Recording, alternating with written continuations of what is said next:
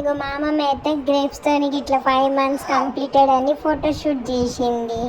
ఈ మమ్మీకి అయితే ఏం పనిలేదు, నెలకు ఒక్కొక్కటి చేస్తూనే ఉంటుంది. ఇచ్చి నన్ను ప్రశాంతంగా ఉండనికి ఇయ్యదు, ఆమె కూడా ప్రశాంతంగా ఉండదు.